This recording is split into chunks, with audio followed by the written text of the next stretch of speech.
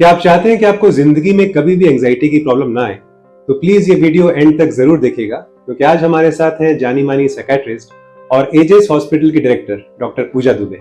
So ma'am, a very warm welcome to Wisdom Steps. Thank you. And Thanks for ma'am, inviting me. thank you ma'am, and thank you so much for giving your precious time for this much needed session on anxiety. No, this topic really needs to be discussed actually, so I'm very thrilled. Same here ma'am. तो मेरा पहला question है कि let's start from the absolute basics.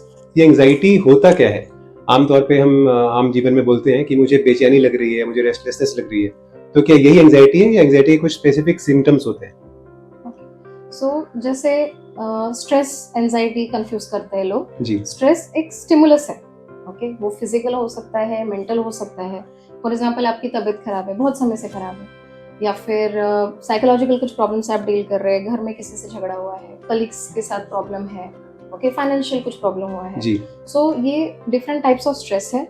उसको हमारे body का एक normal reaction होता है टू सर्टेन एक्सटेंट. हम थोड़ा घबराते हैं, ओके थोड़ा बहुत स्ट्रेस नेसेसरी होता है हमारे लिए अप्रोप्रिएट स्टेप लेने के लिए. ओके अगर आपके एग्जाम है और आपने उसका स्ट्रेस नहीं लिया जी. तो आप परफॉर्म नहीं करेंगे, आप एक्सेसिव आवर्स नहीं पुट करेंगे उसमें. Right. Okay so some amount of stress हम उसको यूज स्ट्रेस बोलते हैं. क्या बोलते हैं? Eustress. Eustress. Okay. एक होता है डिस्ट्रेस जी. एक होता है यूज स्ट्रेस. जी. Okay so some amount of stress is necessary for a good performance. Right. Okay वो आपको एक अलर्टिंग रिस्पॉन्स है वो. जी. बट जब वो डिसऑर्डर के लेवल पे जाता है, दैट मीन्स वो आपकी लाइफ को ओवरटेक कर रहा है कंप्लीटली. राइट. ओके एग्जाम के लिए घबराना एक चीज है, और अज्यूम करना कि मेरा पेपर अच्छा नहीं जाएगा, उसकी वजह से फोकस नहीं होता है. फाइनली आप एग्जाम तक पहुंचते नहीं हो, या फिर आप कुछ कंसंट्रेशन नहीं होता है, you are not able to prepare at all. So when it takes over your life, that point पे हम बोल सकते हैं कि नहीं आपको एंजाइटी डिसऑर्डर है. ओके. जी. सो नॉर्मल स्ट्रेस एक स्टिमुलस है, उसको एक रिस्पॉन्स है हमारी बॉडी का, जो कि एंग्शियस होते हैं, एंजाइटी होती है. जब वो बहुत ओवरवेलमिंग हो जाता है तो हम उसको एंजाइटी डिसऑर्डर बोलेंगे. ओके. तो हम एंजाइटी लाइक अपने आप में एक बीमारी नहीं कह सकते. Anxiety disorder is a disease, ऐसा बोलना राइट है? यस डिसऑर्डर है. It's consist of a group of symptoms. जी. ओके बेचैनी लगना, एक घबराहट जैसा फील होना, वो एक पार्ट है उसका. राइट. उसमें नींद नहीं आती है, कभी कभी बहुत पैल्पिटेशंस, धक धक होता है छाती में, ऐसा लगता है कि सांस जोर से लेनी पड़ रही है, सांस नहीं आ रही है, सफोकेशन टाइप फील होता है.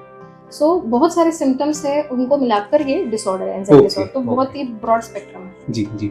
मेरा नेक्स्ट क्वेश्चन है कि इसके प्राइमरी कॉजेस क्या होते हैं, या इसके रिस्क फैक्टर्स क्या हैं, जैसे कि एनवायरमेंटल हो गया, जेनेटिक्स हो गया, तो किन वजह से किसी इंसान को एंजाइटी हो जाती है?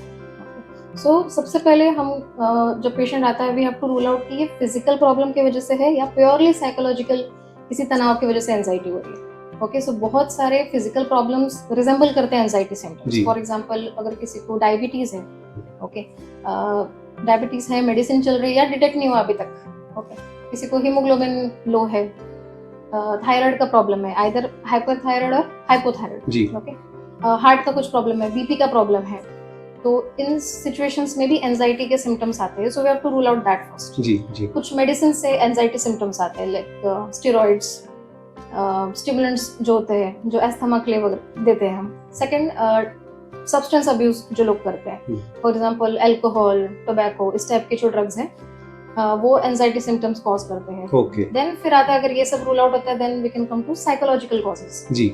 कुछ तनाव है घर में, कुछ इंसिडेंट हुआ है घर में, आपका झगड़ा हुआ है किसी से, कोई रिसेंट स्ट्रेस है आपकी लाइफ में, उसकी वजह से एक साइकोलॉजिकल रिएक्शन होता है. सो वो एक फैक्टर है, जो कि एनवायरमेंटल फैक्टर बोल सकते हैं, सोसाइटल फैक्टर्स. जेनेटिक फैक्टर्स होते हैं, किसी किसी के घर में, फैमिली में टेंडेंसी होती है इस प्रकार के डिसऑर्डर की, फैमिलियल भी हो सकता है ये. एक पर्सनालिटी फैक्टर होता है. स्पेसिफिकली अगर मैं बोलूँ तो टाइप सी पर्सनालिटी जो होती है लोगों की, उनके कुछ कैरेक्टरिस्टिक्स होते हैं, जैसे कि सेंसिटिव होते हैं थोड़े, जल्दी घबरा जाएंगे, कॉन्फिडेंस थोड़ा कम होता है. ओके सबमिसिव होते हैं, लोग जो बोलेंगे उस पर अग्री करेंगे, डिसअग्री करने के लिए डरते हैं. जी. Okay fear of staying alone, अकेले नहीं रहना, उनको लोगों के साथ में रहना है, हमेशा एक डोमिनेंट रिलेशनशिप के अंडर रहते हैं वो. ओके बट ये एक एक्सेसिव अटेंशन टू डिटेल्स देना, ये सब एक टाइप सी पर्सनालिटी होती है. Type C personality. Yes. Okay. So उनमें थोड़े वो प्रोन होते हैं फॉर एंजाइटी डिसऑर्डर. राइट. तो मेरा नेक्स्ट क्वेश्चन है रिकॉग्निशन और डायग्नोसिस के ऊपर. इसे रिकॉग्नाइज कैसे किया जाए, कि इसके कुछ अर्ली साइंस हैं कि कोई इंसान खुद में या उसके किसी प्रियजन को ये प्रॉब्लम हो रही है, वो डायग्नोसिस कर पाए, और कब एक प्रोफेशनल हेल्प के लिए जाना चाहिए? So this is really important, because बहुत बार डिले होता है रिपोर्टिंग में। लोग समझते हैं कि ये तो स्वभाव है हमारा, हाँ। ये ऐसे ही होता है, ये ऐसे ही है बचपन से। जी फॉर एग्जाम्पल किसी को सोशल एंजाइटी डिसऑर्डर है, जो कि एक पब्लिक प्लेस में जाके लोगों से मिलने जुलने में प्रॉब्लम होती है, 1-to-1 इंटरेक्शन से घबराते हैं, राइट, लोग क्या सोचेंगे क्या बोलेंगे, ऑलरेडी एंटिसिपेट करना चालू कर देते हैं बहुत सारी चीजें। So again type C personality वाले प्रोन होते हैं प्रोन होता है जी। सो उनको लगने लगता है कि ये मेरा स्वभाव बचपन से ऐसा है, ओके मैं इंट्रोवर्ट हूँ, मुझे बाहर जाके लोगों से नहीं मिलना अच्छा लगता है, जी बट एक्चुअली वो मिलना चाहते हैं बट वो नहीं कर पा रहे। हाँ। ओके, सो जब आपको लगने लगे कि नहीं ये बाकी लोगों के लिए आसान है, मेरे लिए क्यों डिफिकल्ट है, या फिर जैसे जनरल एंजाइटी डिसऑर्डर में होता है कि आपको दिन भर ही एक फीलिंग ऑफ रेस्टलेसनेस लगता रहता है, कोई छोटा सा ख्याल, कुछ देख लिया, कुछ सुन लिया, इमीडिएटली आप घबरा रहे हो, बल्कि बाकी लोग बिल्कुल नॉर्मल है उस सिचुएशन। जी जी जी। So then at that time you can think कि नहीं, there is something wrong, maybe I need a little help, little counselling और समथिंग। ओके, और मेरा नेक्स्ट क्वेश्चन है कि इस एंजाइटी डिसऑर्डर का डेली लाइफ पर क्या इम्पैक्ट पड़ता है, फिजिकल हेल्थ पर, रिलेशनशिप्स पे, या वर्क की प्रोडक्टिविटी पे? सो जैसे अगर आप रिकॉग्नाइज कर पाते हो इस सब चीज़ों की वजह से, या फिर कुछ फिजिकल सिम्टम्स होने लगते हैं आपको, आप कॉन्स्टेंटली एक पैल्पिटेशन फील करते हो छाती में, सांस नहीं आ रही है बराबर, नींद नहीं आ रही है, उसकी वजह से दूसरे दिन आपका काम नहीं हो रहा है, आपकी डेली लाइफ पे वो इम्पैक्ट करने लग जाता है, जबकि आप काम पे नहीं जा रहे हो बराबर, अगर आप ऑफिस जाते हो तो आपका काम फिनिश नहीं हो रहा है जी, आपके कलीग्स को, आपके सीनियर्स को आपके काम से प्रॉब्लम होने लगता है कि नहीं हो रहा है finish. If you are a school going student, आपका एकेडमिक परफॉर्मेंस थोड़ा लैक करता है बिहाइंड, की एक यूजुअल से चेंज है बिहेवियर में, परफॉर्मेंस में चेंज है। Okay, other than that social functions में जाना, लोगों से साथ एज सिंपल एज लोगों से मिलने जाना या बाहर कहीं हैंग आउट करने जाना, ये चीजें एक नेक्स्ट टू इम्पॉसिबल हो जाती है। ओके, सो कभी कभी वो एक अपने चार दीवारी में ही वो रहते हैं, बाहर जाना अवॉइड करते हैं, they become the prisoners of their own thoughts. जी जी। So that becomes very overwhelming and वो लाइफ के हर एक एरिया को उस तरीके से इम्पैक्ट करता है। ओके ओके, तो मेरा नेक्स्ट क्वेश्चन है कि इसके लिए कोई सेल्फ हेल्प टेक्निक्स या कोपिंग टेक्निक्स है, लाइक कई लोग कहते हैं कि मेडिटेशन, माइंडफुलनेस, एक्सरसाइज वगैरह हेल्प करती है, तो क्या सच में एंजाइटी के लिए कोई सेल्फ हेल्प टेक्निक्स है? सो फर्स्ट ऑफ ऑल हमको ये समझना है कि ये सब टेक्निक्स जो है, जब एक्यूट स्टेज है सिम्टम्स का, तब शायद उतना इफेक्टिव ना हो। ये सब आप बाद में कर सकते हो once the acute symptoms have resolved. Okay, but ये होना नहीं चाहिए इन द फर्स्ट प्लेस। उसके लिए आप you have to look at the overall health. Okay, healthy mind एक हेल्दी बॉडी में होता है, so you have to look after your body first. आपका शेड्यूल कैसा है, आपका डे टू डे शेड्यूल, उठने का, खाने पीने का, some amount of physical exercise भी उसमें इन्वॉल्व होनी चाहिए। कुछ एक ठीक है, अगर आप वर्किंग हैं, आप नहीं उतना टाइम दे पा रहे, आप स्टूडेंट है, but you should take some time out for yourself, जिसमें एक ब्रीदर, एक स्पेस मिलती है आपको ब्रीदिंग। जी जी जी। ये एक एक्टिविटी है जो मैं एंजॉय करता हूँ राइट, दिन भर में, this is something I do for myself. Okay, so वो एक चीज आपको, it can be exercise, it can be reading a book, it can be walking. So कुछ ऐसी हॉबी, कुछ ऐसी एक्टिविटी जो आपने जिसमें आप समय कैसे जाता है आपको पता नहीं जी, ऐसा कुछ होना चाहिए, just to get that breathing space, एक रिलैक्सेशन के लिए। एंड डाइट, प्रॉपर डाइट होना चाहिए। So physical health, diet, getting some hobby and all. उसके बाद आप एक डे टू डे प्रैक्टिस के लिए आप मेडिटेशन, ये सब आप कर सकते हैं, जो कि ओवरऑल प्रिवेंशन के लिए अच्छा है, कि आगे इस तरीके की चीजें आपको ना हो। क्योंकि बहुत जो कोर सिम्टम्स होता है एंजाइटी के, those are palpitation and breathlessness. So if you are doing say yoga on a daily basis, आप ब्रीदिंग एक्सरसाइज कर रहे हो, सो ये होने के चांसेस थोड़े कम हो जाते हैं, थोड़ा प्रिवेंट करता है उसके। Okay okay okay. तो मैम, अगर जब हम प्रोफेशनल हेल्प के लिए जाते हैं तो क्या क्या treatment options available, like psychotherapy, medication, तो क्या क्या ऑप्शंस अवेलेबल होते हैं ma'am? So first of all, depending upon the patient, हम चूज कर सकते हैं या तो सिर्फ थेरेपी के लिए जाना है या मेडिसिन लगेगा जी। फर्स्ट ऑफ ऑल ट्रीटमेंट में जो पॉइंट है, दैट इज रीअश्योरेंस। पेशेंट को ये समझाना है कि आपको ऐसे फिजिकल कुछ प्रॉब्लम नहीं है, everything is at its place, ये आपने थॉट्स से क्रिएट किया है। सो व्हेन वी से this, it's not like patient का प्रॉब्लम हम डिसमिस नहीं कर रहे कि आप इमेजिन कर रहे हो ऐसा कोई प्रॉब्लम नहीं, प्रॉब्लम हो रहा है, बट प्रॉब्लम आउटसाइड वर्ल्ड में नहीं है, प्रॉब्लम यहाँ है। जी जी जी।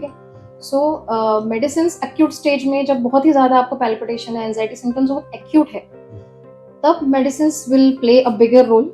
ओके, बहुत लोगों को लगता है कि मेडिसिन की हैबिट लग जाती है, but it's not like that. Anti anxiety medicine आपको एक लाइक स्टार्ट करके we can stop it, they are not habit forming. Sleep का प्रॉब्लम होता है किसी किसी को, तो जो भी सिम्टम्स आते हैं एंजाइटी में, वो इंडिविजुअल सिम्टम्स को ट्रीट करने के लिए मेडिसिन होते हैं. Okay Okay. राइट. सो जितना आपको लगेगा आपके बॉडी के हिसाब से, आपको जितना सूट हो रहा है, एडजस्ट हो रहा है, उसके हिसाब से we give the medicine. Apart from that counselling plays a role. कुछ थेरेपीज भी होती है लाइक कॉग्निटिव बिहेवियरल थेरेपी, जिसमें बेसिकली जो कॉग्निटिव डिस्टॉर्शन हम बोलते हैं कि अगर कोई फॉर एग्जांपल किसी को सोशल एंजाइटी डिसऑर्डर है और वो पब्लिक स्पेस में जाना अवॉइड करते हैं because they feel no they are judging me, they will think about me, so and so thing will happen, जो अज्यूम कर लेते हैं नेगेटिव अजम्पशंस. सो ये कॉग्निटिव डिस्टॉर्शन है. ओके, सो ये है नहीं एक्चुअल में, आपने वैसा एक पैटर्न बनाया है. तो वो रिकॉग्नाइज करवाना पेशेंट को एंड देन उनका बिहेवियर उस हिसाब से चेंज करना जी. So for changing behaviour also there are multiple techniques. Okay, so basically this is what we do and mostly we combine both medicine plus behavioural therapy और psychotherapy. Okay okay okay. तो मेरा next question है कि इसके related काफी stigma है society में. Like अगर कोई एक साइकेट्रिस्ट के पास जाता है तो कहीं ना कहीं एक शेम महसूस करता है बताने में कि मैं साइकेट्रिस्ट के पास जाता हूँ. तो सोसाइटी का क्या रोल है मैम, हम सबका क्या रोल है कि इस स्टिग्मा को कम किया जाए? सो फर्स्ट ऑफ ऑल वो इंडिविजुअल से ही स्टार्ट होता है रियलाइजेशन. बहुत बार पेशेंट सब कुछ ट्राई करके वो आते हैं, they have tried everything, literally each and everything, जो फ्रेंड्स ने बताया, जो टीवी पे देखा, they try everything, then they come. Sometimes they try to self medicate by using alcohol या टोबैको, उससे वो रिलैक्स हो जाएंगे, but that's a big no. So delay होता है रिपोर्टिंग में सबसे ज्यादा. पेशेंट खुद नहीं मानना चाहता कि उनको कुछ प्रॉब्लम है. जी जी. ओके, सो अवेयरनेस तो ठीक है आजकल स्प्रेड हो रहा है, बट एक्सेप्टेंस उतना नहीं आया है. सो वो वहां से शुरू होता है. पेशेंट को खुद को रियलाइज करना कि मुझे कुछ प्रॉब्लम है जिसके लिए मुझे हेल्प चाहिए. राइट. अगर उनको रियलाइज हो भी जाए तो वो घबराते हैं, घर में लोग क्या बोलेंगे, जी जी जी, ऑफिस में पता चलेगा तो क्या होगा.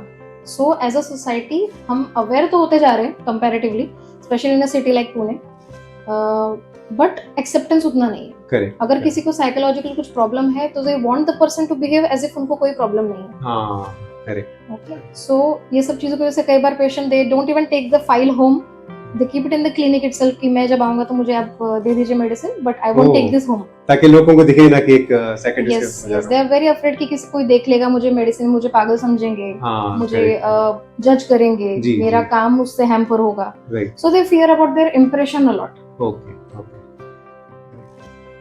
मैम मेरा नेक्स्ट क्वेश्चन है कि जो सपोर्ट सिस्टम होता है, एक पर्सन एंजाइटी या किसी मेंटल डिसऑर्डर से डील कर रहा है, तो उसके फ्रेंड्स हो गए, उसके रिलेटिव्स हो गए, कोवर्कर्स हो गए, उनका क्या रोल है मैम, और उनको आप क्या एडवाइस देना चाहेंगे? सो मैं हमेशा पेशेंट्स को बोलती हूँ कि आपके फैमिली में कोई या फ्रेंड्स में कोई या कलीग्स में कोई ऐसा होना चाहिए जिसको आप सब कुछ क्लियरली बता सको, without any filter, without any judgement. जो आपको लग रहा है वो गलत भी हो सकता है, लेकिन आप एक्सप्रेस कर पा रहे हो at least without any fear of judgement.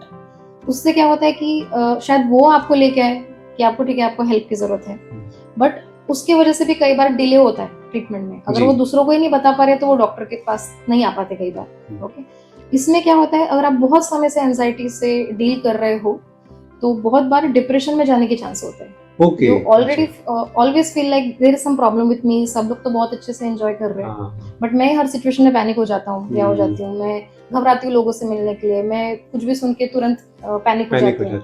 So overall उनका कॉन्फिडेंस लो होने की वजह से they feel what's the point in trying. जी जी. तो एंजाइटी का बहुत क्लोज रिलेशन है with depression. Okay ma'am, so that was very helpful. Ma'am अभी नेक्स्ट मेरा क्वेश्चन है डाइट से रिलेटेड. तो क्या कोई स्पेसिफिक डाइट फॉलो करके कोई इंसान एंजाइटी की प्रॉब्लम से बाहर आ सकता है? आई विल नॉट से स्पेसिफिक डाइट, बट जैसे मैंने बताया आपको कई सारे फिजिकल प्रॉब्लम रिजेंबल करते हैं एंजाइटी को. जी. सो अगर से आपको शुगर का प्रॉब्लम है, डायबिटीज है, या you are eating a lot of sugar on a day to day basis, so आपका कंसंट्रेशन हैम्पर करता हुआ एक मेंटल फॉगिंग जैसा होता है phenomena. Okay, you are not able to concentrate, you get irritable easily. Okay, so diet थोड़ा proteinaceous ज्यादा होना चाहिए एज कंपेयर टू शुगर और कार्बोहाइड्रेट्स. जी जी. अनदर, अगर आपकी बॉडी में कुछ इलेक्ट्रोलाइट्स का लेवल कम है, पोटेशियम कम है, कैल्शियम कम है, सो उसमें भी आपको एक रेस्टलेसनेस फील होती है, you feel like you have anxiety. Overlapping भी हो सकता है, कुछ साइकोलॉजिकल प्रॉब्लम प्लस फिजिकल भी हो सकता है. Okay, that is one thing. आपके डाइट में एक्सेसिव सॉल्ट है. ओके, सो वो आपको एक पैल्पिटेशंस वाला फीलिंग, एक धक धक होता है, हो सकता है आपको हाइपरटेंशन भी हो उसके वजह से.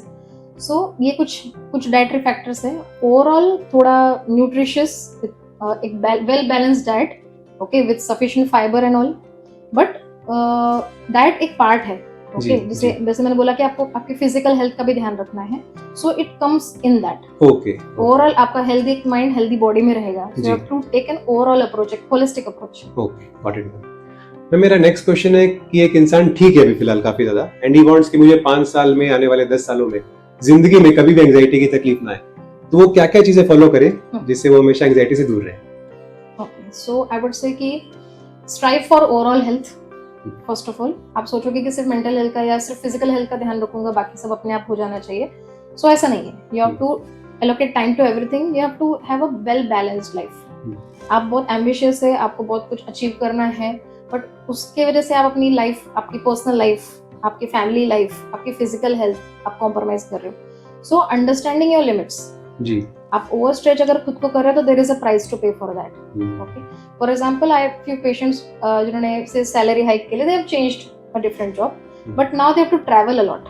जी जी। ओके, और ये उनको रियलाइज नहीं हुआ कि ये ट्रैवलिंग में how much of their mental health they are going to lose. Right right. Okay, so घर में टाइम नहीं दे पा रहे, फिजिकल हालत जो है वो अलग खराब हो रही है। So keeping everything in balance, okay, understanding your limits, आपको कितना जमेगा उसका अंदाजा लगाइए, and like I would say कि ग्रेटफुलनेस जितना है उसमें एक एक्सेप्टेंस और उसके लिए थैंकफुलनेस कि जो भी है बहुत है। Okay, so thank you ma'am. Ma'am हमारा नेक्स्ट राउंड है रैपिड फायर क्वेश्चंस का राउंड। तो जब मैंने बताया कि मैम हमारे शो में आ रही हैं, तो विजडम स्टेप्स के कुछ सब्सक्राइबर्स ने और मेरे कुछ फ्रेंड्स ने कुछ क्वेश्चंस लिखे हैं। Are you ready for the rapid fire round ma'am? तो मैम रैपिड फायर का पहला क्वेश्चन है रिलेटेड टू स्टेज फियर। कई बार स्टेज में चढ़ते ही हार्ट बीट बढ़ जाती है, तो इसका क्या उपाय मैम? सो देखिए, जैसे मैंने बोला कि सोशल एंजाइटी डिसऑर्डर होते हैं, बहुत बार ऐसा लोगों को फील होता है कि नहीं, लोग जज कर रहे हैं मुझे जी, कुछ सोचेंगे, कुछ बोलेंगे मेरे बारे में। सो ये fear of unknown, fear of being judged. So थोड़ा जैसे मैंने बताया टाइप सी लोग जो है प्रोन होते हैं इसके लिए। व्हाट हैपेंस इज आप बहुत ज्यादा सोच रहे हो कि सामने वाला क्या सोचेगा, क्या करेगा, पूरा फोकस खुद पे से हटके उनके ऊपर जा चुका है जी। ओके, सो ये थॉट है उसके पीछे, लैक ऑफ कॉन्फिडेंस प्लस लोग क्या सोच रहे हैं या क्या बोल रहे हैं। सो फोकस शिफ्ट करने की जरूरत है आपको उस टाइम पे कि this is not about the people, this is about you जी। आपको उस टॉपिक पे क्या बोलना है या आपको अपने कौन से व्यूज प्रेजेंट करने हैं, वो आपको कॉन्फिडेंटली प्रेजेंट करना है। right, उसमें right. कुछ आगे पीछे हो सकता है, लोग बहुत टेक्निकली करेक्ट रहने जाते हैं कि नहीं, कुछ वर्ड नहीं मिस होना चाहिए, कुछ स्किप नहीं होना चाहिए, but it has to come naturally. अगर आप नेचुरली बोल रहे हो तो नहीं उतना फियर होता है। So you need to understand this. Confidence important है इसमें। लोगों पे वो चीज उतनी डिपेंड नहीं है, depends more on you. Focus, please shift the focus from the people towards you, towards us. Second question है ma'am, corporate life success secrets कुछ बताइए ताकि प्रमोशन जल्दी जल्दी हो। सो आई वुड से कि अभी तो आजकल बहुत टफ है for everybody, what I hear from the patients is, but जैसे मैंने बोला कि you have to have a balanced life. Okay, आपको कुछ शौक है, आपने वो छोड़ दिया और बस आप ऑफिस में, I know, I get it कि आप बहुत थक गए हो, आपके बहुत एक big chunk of the day goes to working, but that's just a part of your life, that's not your complete life. अगर आपको ऐसा लग रहा है कि नहीं, आप इसके अलावा कुछ करने जाओगे तो आप थकान होगी, आप थक जाओगे, ऑलरेडी आप थके हुए हो, बट नहीं, that one thing which you do for yourself, एक हॉबी है, कुछ पैशन है आपका, वो आपको एनर्जी देता है बाकी सारे काम करने के लिए। Okay, so that drives you for doing the other things जो आपको सर्वाइवल के लिए चाहिए, बट ये आपको हैप्पी रखने के लिए चाहिए जी। ओके, सो एक बैलेंस होना चाहिए कि आप अपने लिए भी कुछ कर रहे हो, अपनी हेल्थ को भी ध्यान दे रहे हो, प्लस एक पार्ट ऑफ है आपकी लाइफ का कि आप वर्क को भी टाइम दे रहे हो। Okay okay. थर्ड क्वेश्चन है मैम, साइकियाट्रिस्ट और साइकोलॉजिस्ट, ये दो टर्म्स में लोग काफी कंफ्यूज होते हैं, इन दोनों में क्या डिफरेंस होता है? ओके, सो बेसिकली डिफरेंस ये है कि साइकोलॉजिस्ट जो है they focus more on the therapy, the psychotherapy, they don't prescribe medicine. Psychiatrist where is a doctor, like जो जिन्होंने एमबीबीएस किया है या दूसरा ब्रांच ऑफ मेडिसिन किया है, मेडिसिन करने के बाद they go for psychiatry, that's a PG course. And उसमें फॉर एग्जांपल अगर कोई एक्यूट सिचुएशन है, सीवियर सिचुएशन है, कई बार थेरेपी इमीडिएटली वर्क नहीं करती एंड आपकी बॉडी की, आपके माइंड की वो कंडीशन नहीं है कि you can absorb that right now. For example अगर आप सर्जरी के लिए पहले पेशेंट को आप प्रिपेयर करते हैं, ओके, सो काउंसलिंग के पहले आपके माइंड की प्रिपरेशन होना चाहिए कि आप काउंसलिंग में बैठो, समझ पाओ। So you have to take medicine first, settle down.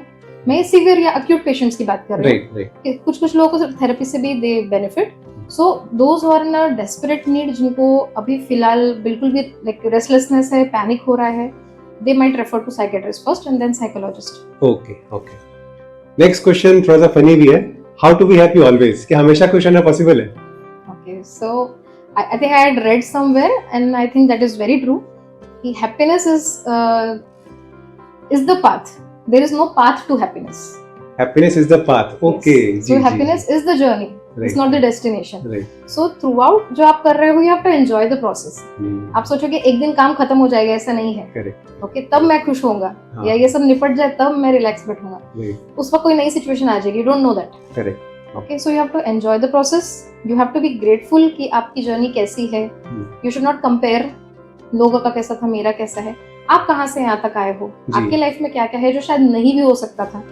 Covid ने आई थिंक हमको सिखाया है बहुत कुछ कि just breathing properly without a barrier, without a mask एक लग्जरी बन गया था उस टाइम पे. सो आई थिंक बहुत सारी चीजें ग्रेटफुल होने के लिए. सिंपल ब्रीदिंग, वॉकिंग को हम बहुत लाइटली लेते हैं, we take it for granted.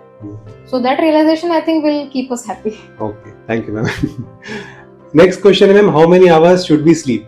कोई बोलते हैं कि अगर आपको अपनी प्रोडक्टिविटी बढ़ानी है तो सिर्फ 4-5 घंटा सोए, काम पे फोकस करें. कई लोग बोलते हैं आराम से सो 8-9 घंटे. तो आइडियल टाइम क्या है मैम सोने का? See, ये डिपेंड करता है एक्चुअली इंडिविजुअल पे. जो एवरेज है ideal you should get 7 to 8 hours of sleep if you are an adult.